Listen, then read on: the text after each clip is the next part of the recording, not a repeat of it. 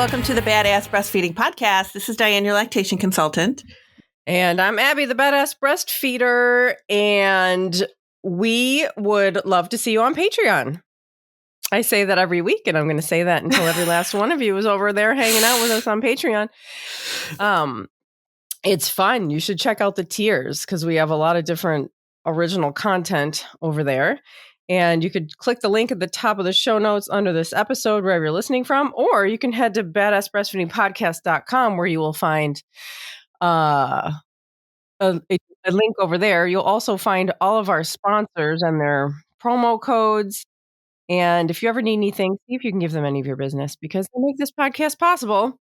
And over at badassbreastfeedingpodcast.com, you can scroll down and enter your email address, and we'll send episodes straight to your inbox every week.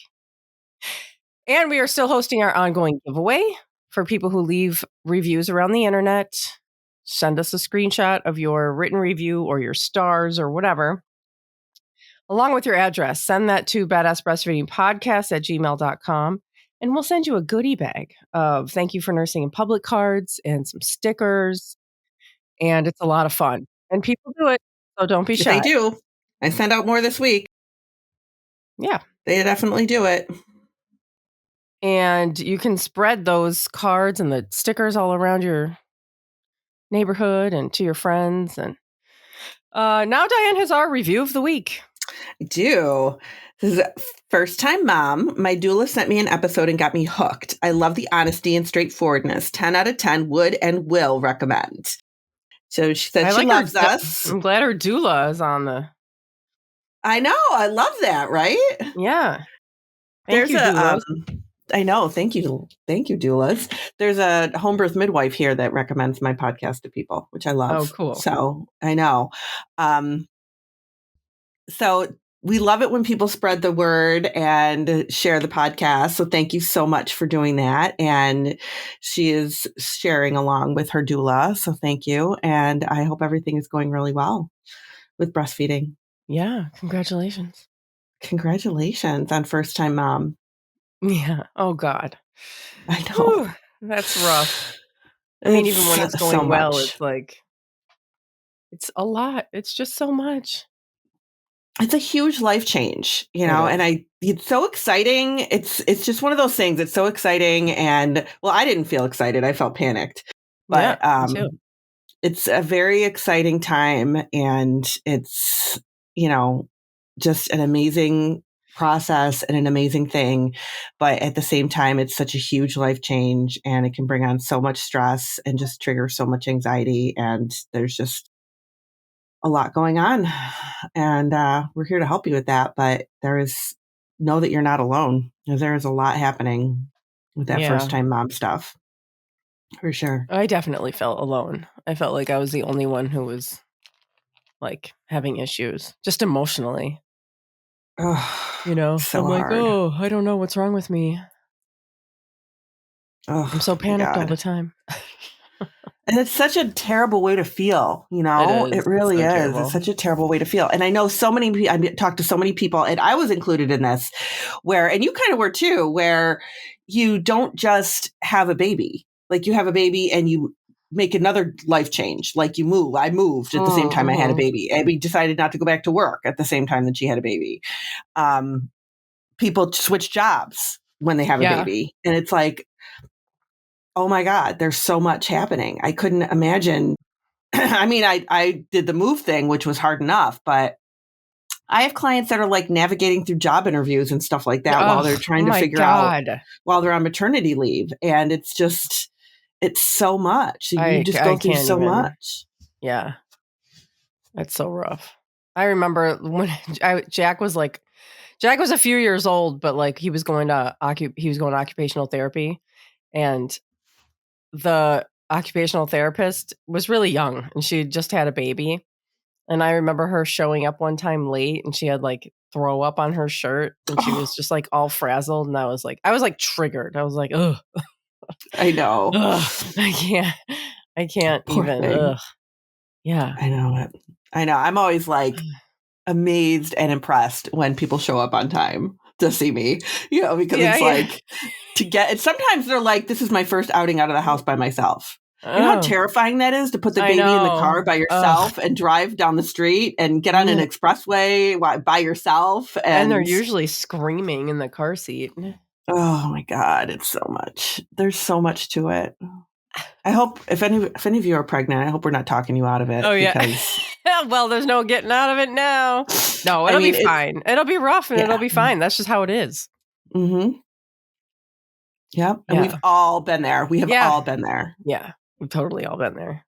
Yeah. Mm-hmm. There's nothing that you could possibly go through, even the most extreme mental health challenges that somebody else hasn't gone through. Yeah.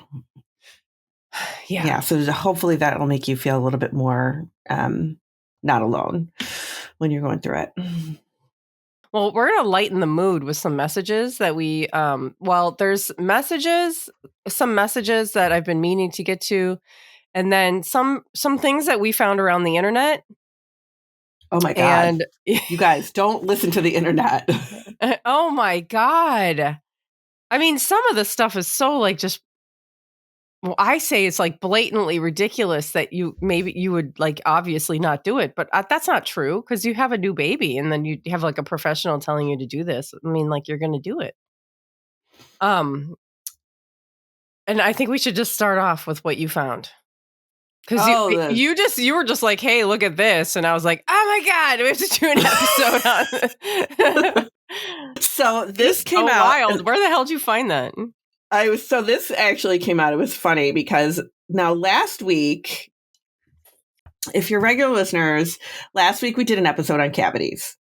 Yeah. And we brought it up because people have been asked, it comes up as a question all the time about cavities and, their baby's teeth and is breastfeeding going to hurt them and all of that stuff. So we did an episode on that last week. So this week, just the other day, I got I got a message from a client, and I've been helping her with her baby for several months. They're doing fine, but she'll like text me when she has questions or whatever. Yeah. And she messaged me and this week about something totally like unrelated. And then she says to me, do you have a dentist who you would recommend to take a look at to see if we need something, who won't tell me that I have to wipe my baby's teeth after breastfeeding? Because her baby's just starting to get teeth. Right. And I was thinking, did she listen to that episode? Because I know she listens. Yeah. And then I was like, wait a minute, that episode's not even out yet. Oh. Because when I got it, it wasn't even out. And I said, oh, Lord, who tells you that? We just did an episode on it. It'll be out Monday. And I gave her a couple of, referrals to pediatric dentists in the area. And she sends me the website of this pediatric dentist. And that was where I forgot that it was an actual dentist. Yeah, it's an actual dentist. And actually, it shouldn't surprise me. It's a page on their website that has toddler care and tips and information, toddler care tips and information, caring for their gums, caring for when should I start brushing their teeth, when should I use toothpaste, when should we go to the dentist, all that stuff. So I'm looking there's one here, baby care, infant dental care tips and information. Yeah. Do you want to read it? Well, yeah. You've got it right there. Yeah. It's like, I have it right here. So number 1 is daily brushing. So they want you to brush your toddler's teeth every single day, and they don't have the dexterity to do it on their own. So you have to do it. And there's a lot of things that toddlers don't want to do, but we as parents, must make them do things. It doesn't say that, but we as adults know that we must do for health and safety. Now, I don't know. Toddlers brushing their teeth is just hilarious to me because you basically, when you have a toddler, you're just trying to get them to not die. Right? You're trying to just hope they don't walk, off into traffic. Just walk into traffic, walk off the top stairs. Like you're just trying to get through the day. But now they're saying, daily brushing. And even if they're resistant, don't give up, which is just, ugh. And then number 2 is floss the teeth. If they're touching at this age, some children have gaps in between their teeth and others have teeth surfaces that touch. And so, floss. Number 3 is take it to the floor. Lay your toddler's head in your lap with his or her feet extended in front of you. This position will make it easier to brush and floss your child's teeth. You can even place your child's hands under your legs or place your leg over your child's lower body to keep them still.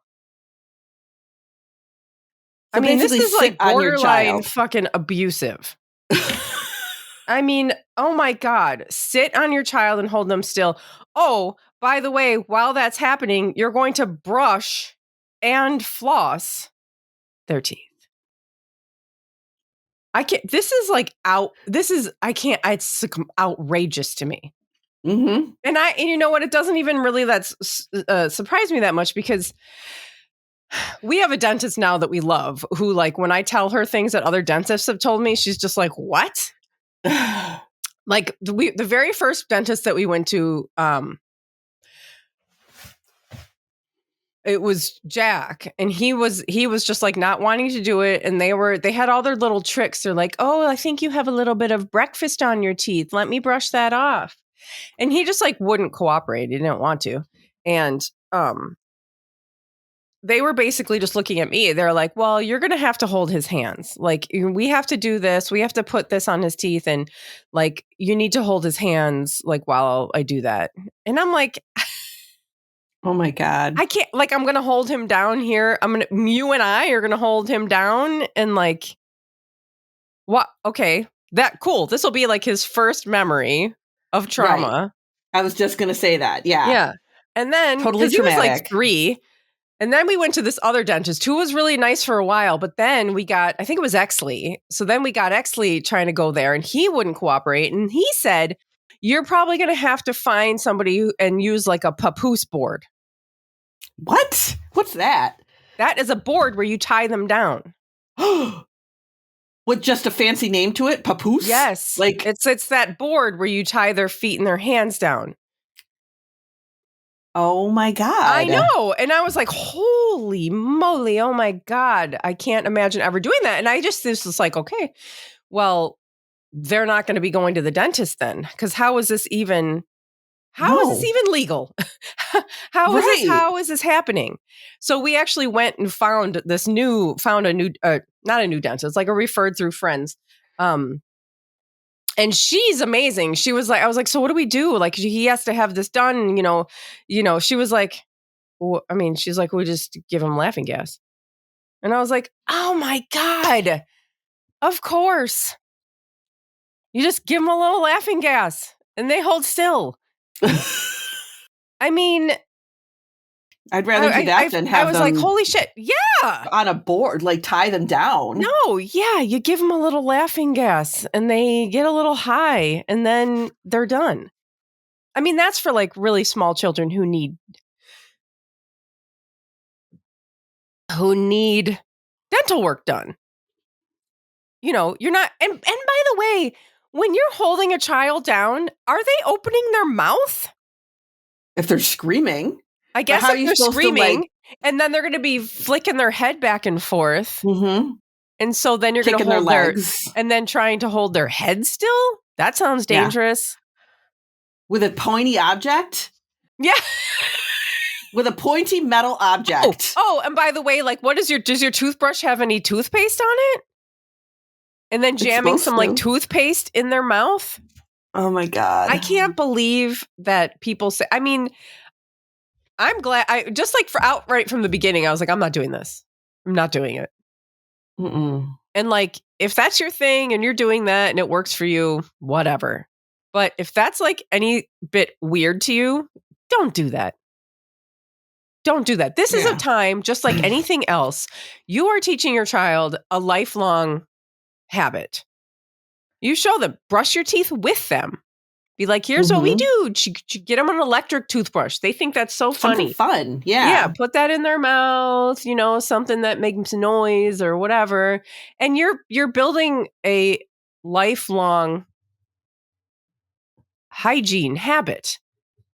You don't have to hold them down. It's not a medical emergency. Right. Like, oh God. Okay. We spent half an episode. I knew it. I was like, it's going to be a long time for me to be able to move on from that first one. Yeah, that was a big one. That is so like triggering to me. I don't know why. It's just like you are. That's so traumatic.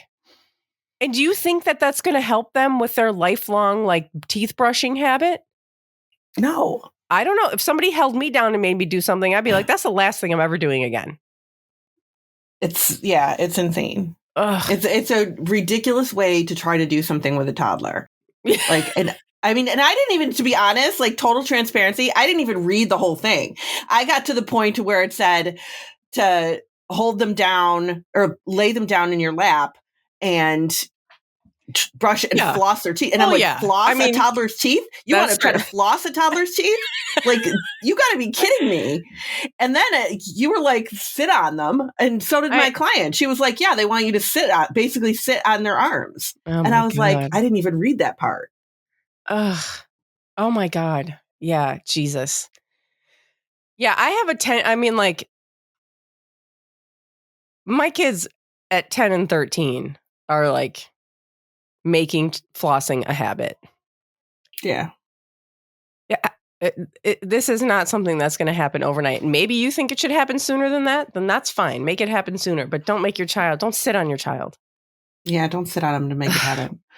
All right. I guess we'll move on, even though I could go on for another hour. While you are doing that, while you are making it a habit, if you're using those little flossers, those individual flosser things. Yeah. My son will use one for every tooth. Please don't do that. He does. He's so wasteful. He'll use one for every tooth. That's like there'll be like 12 of them in the bathroom garbage. No, I know. Oh my God. Don't do that. What are you doing? So crazy. Oh my Lord. Yeah. See, this is why like it takes a long time for people to like get it. You're starting off when they're a toddler, you're starting off with just like introducing them to what a toothbrush is. Yeah. Anyway, we'll move on. So I love this thing I found. It was on the CDC website. And I love it because it's on the CDC website, right? It's the CDC. Like it's kind of like a main kind of information website. It says, did you know that your child's age matters when it comes to cow's milk? For children older than 12 months, plain whole cow's milk is a great source of vitamin D, whatever. Most cow's milk sold in stores is fortified with vitamin D. For babies younger than 12 months, cow's milk is not recommended because it may put your baby at risk for intestinal bleeding. It also has too many proteins and minerals for your baby's kidneys to handle easily and does not have the right amount of nutrients your baby needs. Oh, I thought it went on, but I just took the screenshot twice. I think that's really interesting because there are so many pediatricians that are like, oh, well, you should add cow's milk. Yeah. And that's weird. Like when I worked at the pediatrician's office, they were really strict about it, like not starting until a year. Like they were really pretty strict about it. And in fact, there was a couple times where I was like, this parent wants to know, can they start a little bit of cow's milk at like, 11 and a half months. And they were like, well, they were really strict about it. I mean, that's good because not all of them are. No, they're not. Some of them will tell you, yeah, go ahead and start it. Especially if your breast milk doesn't have like everything that you need. Your breast milk doesn't have all the fat you need. You should start cow's milk, which is just stupid at any age. And then just downright dangerous under a year. I mean, I've had some people also, like I've heard it for people that are formula feeding because formula is so expensive, because they have so much problems with formula. Can we just start milk? Yeah. And it's Isn't formula made with cow's milk? It is made with cow's milk. Some of it, but not all of it. But a lot of it is. Yeah. Mm-hmm. But, yeah. Okay. Well, I just wanted, straight from the frickin' CDC. Okay. And so now I found this on somebody's Instagram page. So actually somebody sent this to me. No, somebody sent this to me and they're like, what's the deal with this? It's somebody saying, it seems like it's a sleep person. Oh, Lord. Oh, no. It says, oh, no, never mind. I'm sorry. I should have looked. It doesn't matter.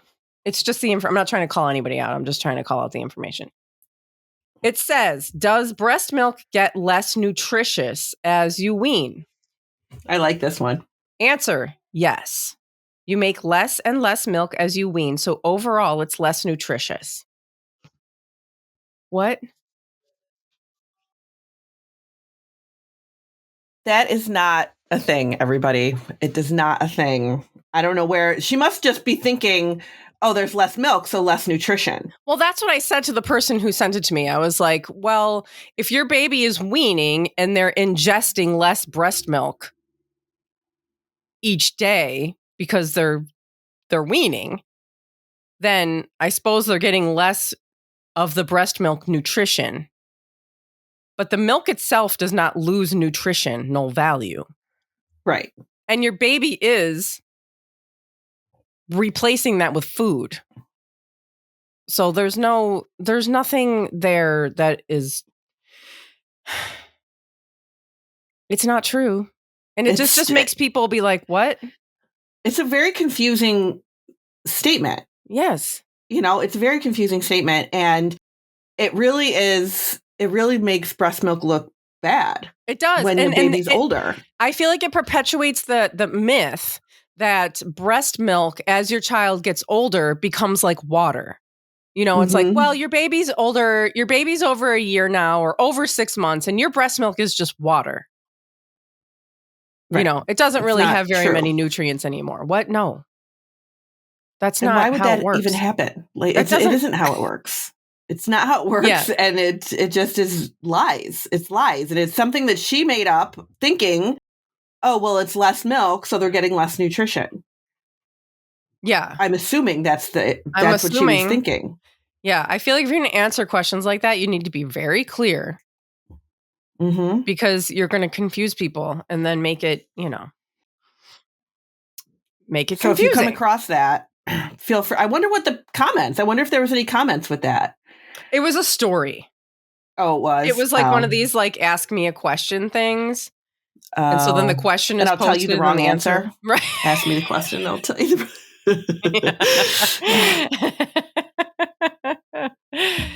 okay. Should I just keep going? Do you have anything over there that you... No, my big one was the dental one. Oh, yeah, I know. That was my big internet thing for this week. That was massive. Okay. And so now, wait, I think I found, so I go to, I train in karate, and my karate teacher is always talking about Reddit. Yeah. And, and I'm always just like, what? Reddit? I don't get it. What's Reddit? And she also listens to the podcast. No kids, never breastfeeding, whatever. She just thinks it's like, well, she does work with kids. She teaches kids karate. So she gets a little bit of information about like children and stuff by listening. And she thinks it's interesting. And it's me. So she knows me and likes to listen to my rants about things. So anyway, so I was like, well, I'm going to check out Reddit this morning. And I was like, there's got to be breastfeeding stuff on there because she'll send me stuff like that, like the breastfeeding stuff. And so here, this is one I found, like within seconds, I find it. I have an 11-week-old and been giving 6 hours and a half randomly. Went back to 3.5. Okay, I don't really understand what she's saying. All I understand at the end, it says, ate salty. And the comment is, I ate salty today. Could it be the reason my exclusively breastfed baby woke up so often tonight? Or is it just bad luck and hopefully it will go back to normal? So she ate a lot of salty food and was wondering if that's why the baby's waking up. Oh, well, thank goodness, because I know somebody who had a dog named Salty. I don't think she ate the dog. Well, that's good. But yeah, no, once again, your breast milk it's not like that. It's not like you drink chocolate milk and then your milk is chocolate and, Yeah, no, it's salty foods is okay. I feel like this is really like a miss episode. Oh, that's true. We should let me move on because it's getting late. So it says, "Hi, I absolutely love your." This is from Whitney. "Hi, I absolutely love your channel. I'm in need of help. I'm not sure where to start. My daughter is 7 months old, and I am an extreme oversupplier. I have been using the Haka for almost the whole time, and I want to stop, but I'm scared my supply will drop too much. I'm exclusively breastfeeding with an occasional bottle. Every time I give a bottle, though, I end up pumping. Do you think it would be okay for me to skip the pumping? I feed her about 5 times a day. Please help. I'm so lost." So for somebody who is an oversupplier, the Haka is not going to help you because it's like suction, right? Right. Isn't it's it? Gonna like pull that milk. Yeah. It's pulling milk out, and it's just sort of like exacerbating. Like yeah. It's like exacerbating that oversupply. Yeah. But I do understand that a lot of people who have an oversupply are worried about doing something about it, because then it's like, well, will my milk supply go away? Oversuppliers are really nervous about that. Mm-hmm. And I always tell them, like, we need it to calm down. Like, you need to have that milk calm down. We don't want you walking around as an oversupplier. It is not good. Yeah. To have too much milk.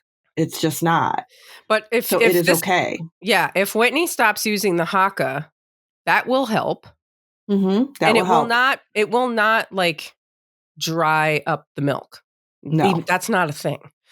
No. But it's not going to make the milk supply. It's not going to go to the extreme where then now there's not enough milk. Right. No, it's not going to do that. It's not, the Haka is not making or breaking her milk supply. It's causing more milk to happen. It's not, but because she stops, it doesn't mean her milk supply is going to go away. It's going to be fine. Yeah. And what about the pumping? Which is what we need to do. Yeah. It sounds like she's pumping. When she gives the bottle, she's pumping.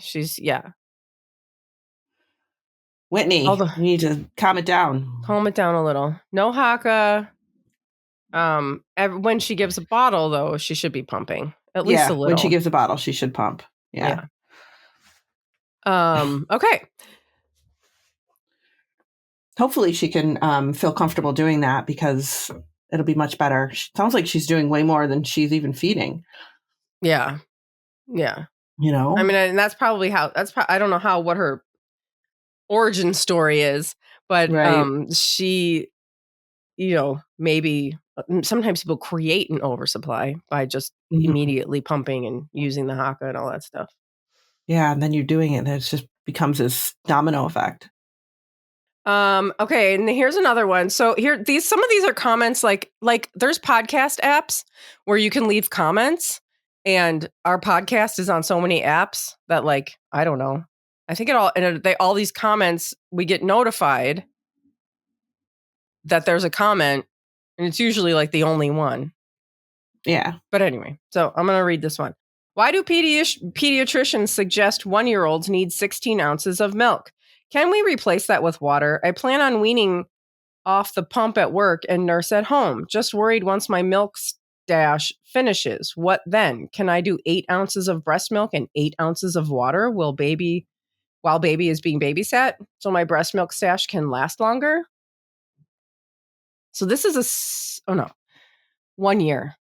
Why do pediatricians suggest 1-year-olds need 16 ounces of milk? First off, I don't know why her pediatrician. I don't know why.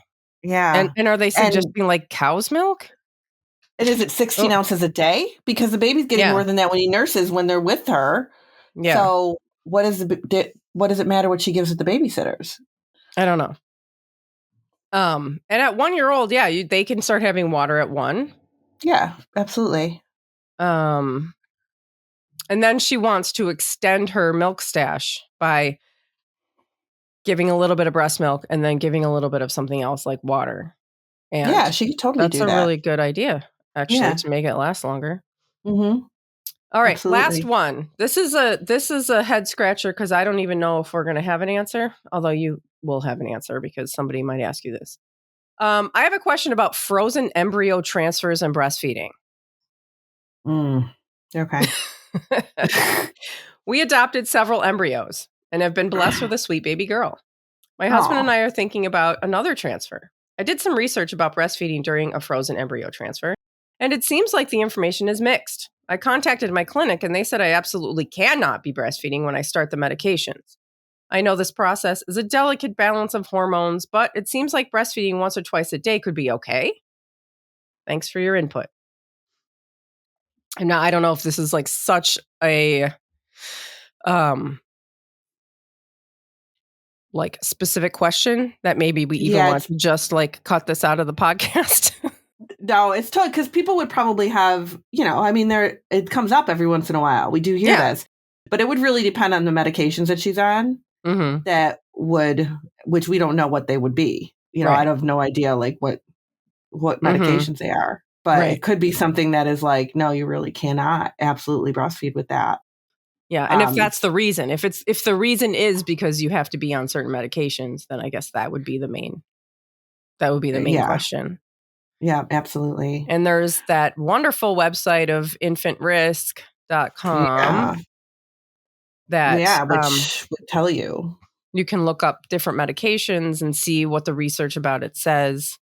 And if there's one medication that they're like, oh, this is a common medication and it's not safe. So some people who are breastfeeding switch to this other medication, which is a good substitute. You can work with your doctor on that. And that goes for anything, any kind of medication in any kind of situation. Yeah. If you come with them, they're probably not going to know because they're just not trained in that. But if you come with them with the information and the questions and stuff, they are usually going to be like, hopefully willing to work with you. And it might be too a medication that might dry up your supply. Yeah. If they're having you on something like progesterone, which is something that, keeps a pregnancy viable, then that's going to dry up your milk supply. So it might be something like that too. Yeah. I mean, in that situation, if you're relying on